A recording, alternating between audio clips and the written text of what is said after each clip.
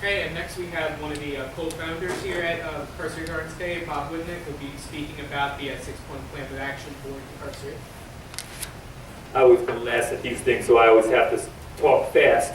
We do want to have an opportunity for the audience participation.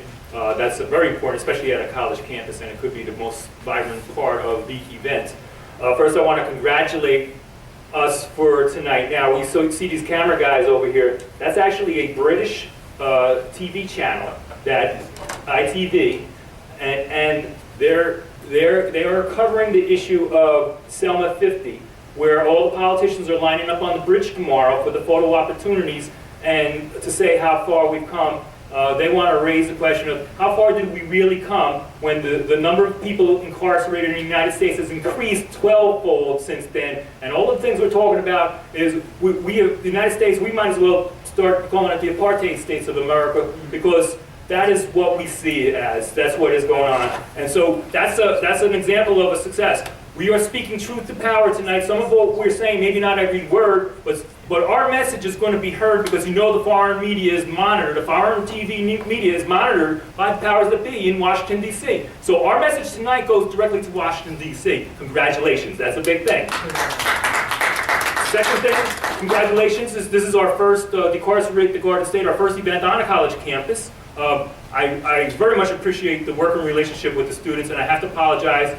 Organizers are annoying because we always want people to do more stuff. I've been hounding these young folks every single day, and a couple of the older folks as well. Did you get the flyers out? Did you get the text messages out? Everything. And I know my son is here today, and I should know better, because I know how much pressure there is to get the work done for school, and it's hard to squeeze this other stuff in. But that's the risk of being an organizer. You become annoying to everybody, but it's part of our rat in life. But this is our first campus event. I learned from it. We all learned from it. The other thing about a campus event is you have people who live in various towns. Now, I'm the one with the homework assignment. If I could ask Drew to help me out a little bit. There's like 3 things I want to ask you to hand out: the Bridgeton flyer, the membership form, and the newspaper, and also to get the petition circulating for anyone who hasn't signed it yet. The petition, I'll get into what that's all about. Our organization, if we're going to address the issues that we heard about tonight, we need an action plan. Decarcerate the Garden State has an action plan. I don't know if it's the best plan, but it is a plan of action. And so I know that we have to take action. We can't just talk about the issues and study them. We have to study and act. And we have to continue to study, but we have to continue to act. And our action has to be devised by our study, and our study has to be driven by our action plan. We have a 6-point plan. One plan is media. We have a newspaper. We printed 6,000 copies of the New Jersey Daily Decarcerator. It's been getting distributed since July. We've distributed about 5,000 of them so far in cities, in Camden, in Newark, and people have taken 200 bundles into Patterson, all over the state, on the campus here, various other locations. So in addition to our media also includes our blog site, Blogspot, and DecarcerateNJ.com, our website, our Facebook group, Decarcerate the Garden State. We have a page, the social media. You all know that's part of the effort. You can spend 5-10 minutes a day just forwarding our materials to your followers and tweeting. We have 2 tweet accounts, my personal account, Decarcerate the Garden State. We have a nightly newspaper called the New Jersey Daily Decarcerator. So we have a media machine. It could be better. It could be more participating. The more you grease the wheels by forwarding this stuff out, the more successful it is. That's our media. Second part of our action plan: Tour Day Decarcerate. That's what this is tonight. We are intending to have 30 of these kind of events at least around the state of New Jersey by the end of the year. This is our 3rd one this year. We were in Camden on January 24th, Plainfield February 24th, and now today we're here.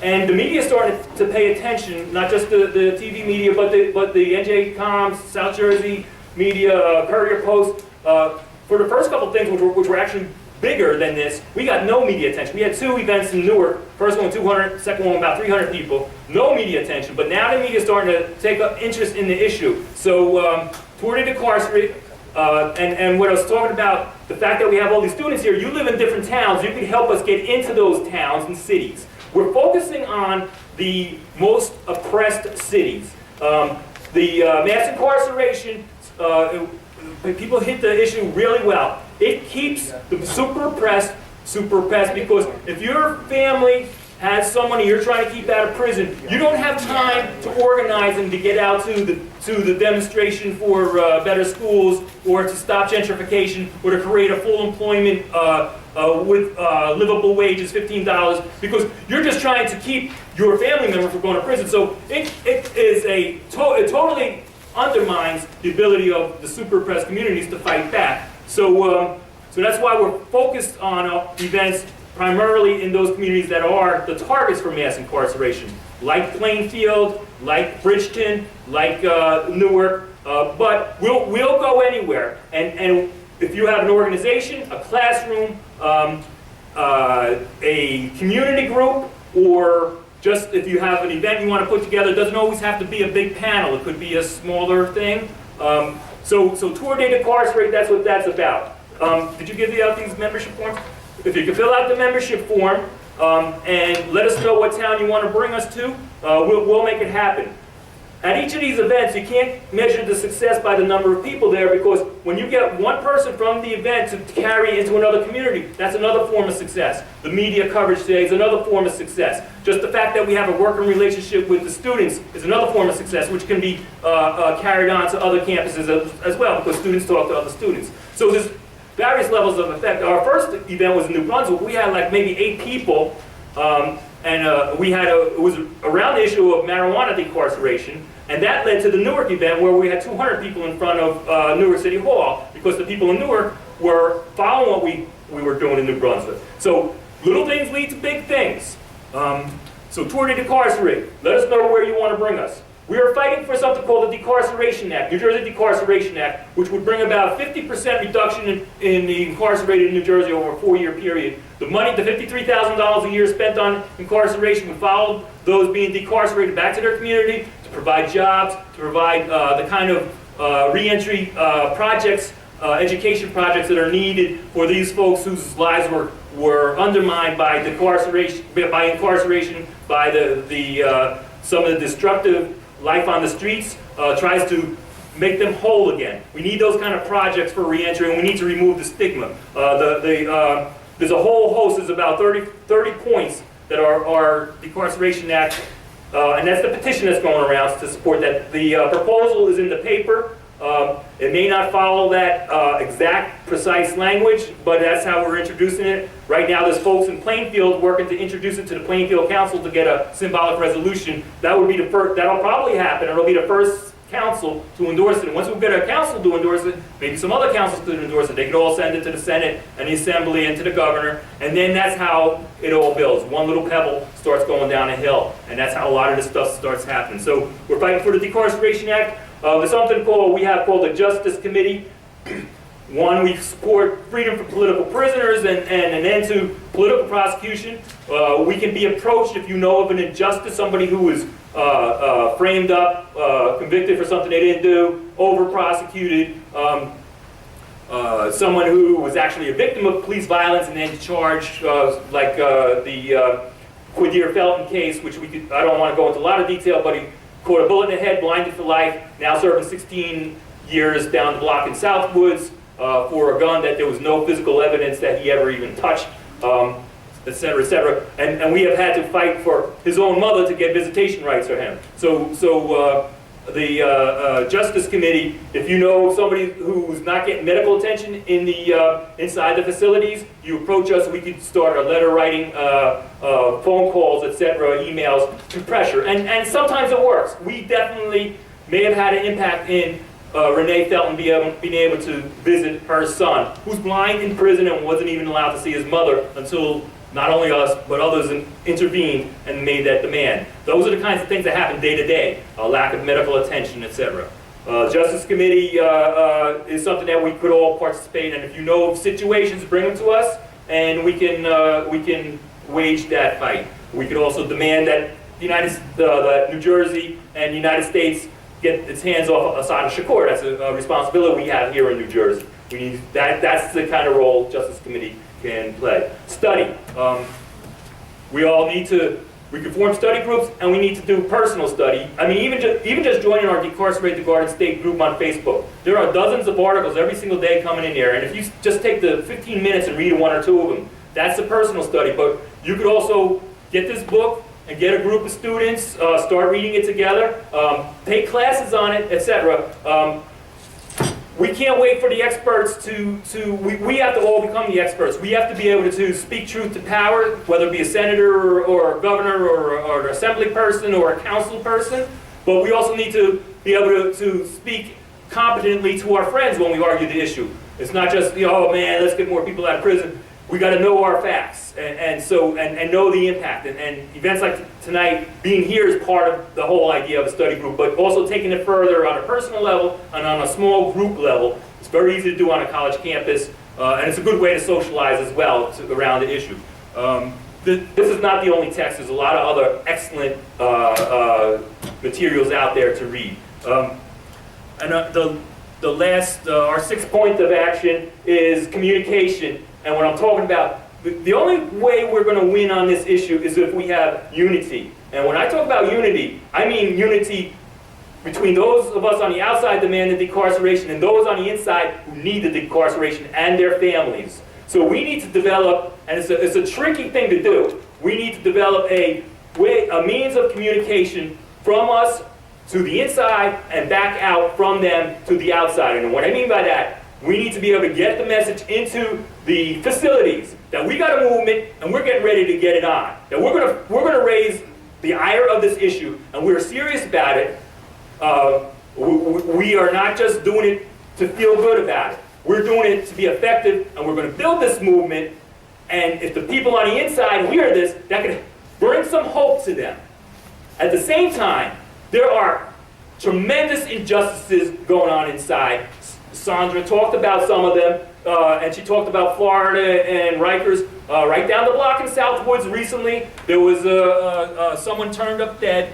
They told the family it was a heart attack, but people seen the pictures, blood out the head, blood out the ears, blood on the mustache. What's going on inside, there are thousands of ways to kill people in the system. On the street.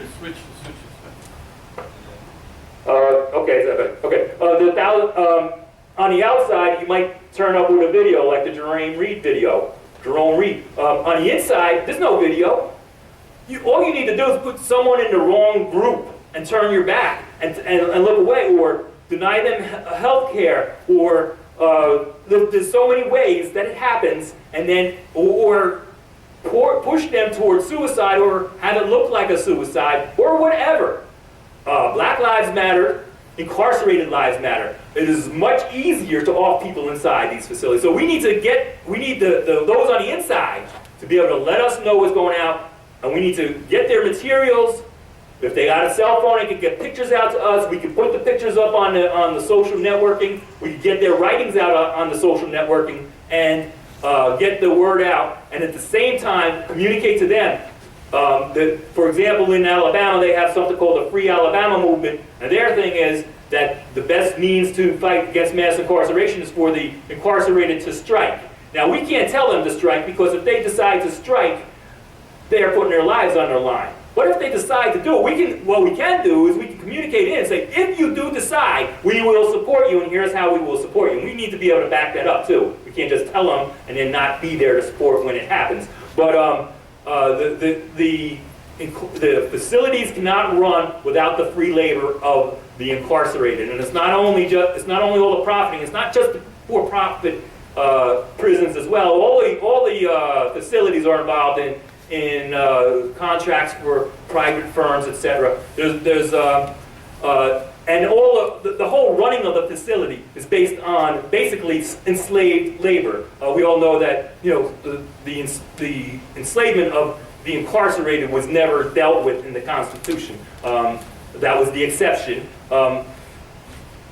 So basically, we can communicate in. If you're ready to move, we're there with you. We can communicate. We can help communicate out. If you've got writings about what's going on, if you want to let us know what the issues are, we need to be able to develop this. Also, so one of the things we're doing on April 4 in Bridgeton in collaboration with the Bridgeton community that's been engaged in this struggle around the Jerome Reed justice movement. We just lined up the church, St. Andrew's Episcopal Church, on April 4th, 3:30.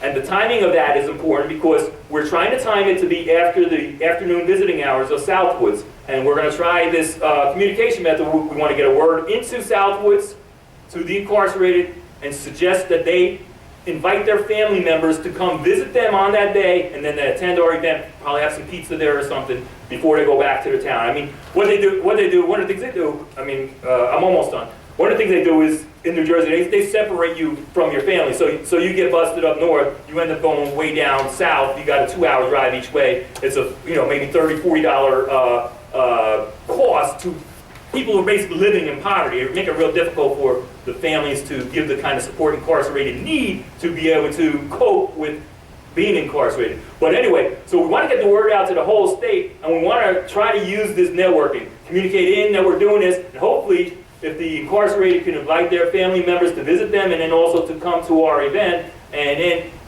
at that event, the family, if we get some families in there, I know Renee Felton's going to be one of our speakers, her son is there. If we get the families in there, they can start comparing notes. And one of the key things, if the families of incarcerated, it's such a natural issue, a natural constituency, and it's a fight that they're going to be in and excited about. It's a fight that it's going to be hard for them to take up because they're in poverty and because they're dealing with trying to help their incarcerated family member, but it's the potential for the unity. That's the kind of unity we need between those who are concerned about it because of a yearning for justice, those in the communities that are directly impacted on it, are worried about how it's going to impact their community, those families directly impacted already, and the incarcerated themselves. We have to begin to converge first and unite second. And when we do, we will decarcerate the Garden State. And it's going to take us and you together. And we can do this, and you can help us do this. And not everyone can do everything, but fill out the form, let us know what you can and want to do. If you're a writer, you can write for our blog site. You can help us distribute the paper. You can invite our organization to an event like this in your town or at a school. You can invite us into a classroom or form a study group. Or if you have an idea of how we can get this communication going with the incarcerated, on any of our 6 points, you can help. You don't have to do all 6 of them.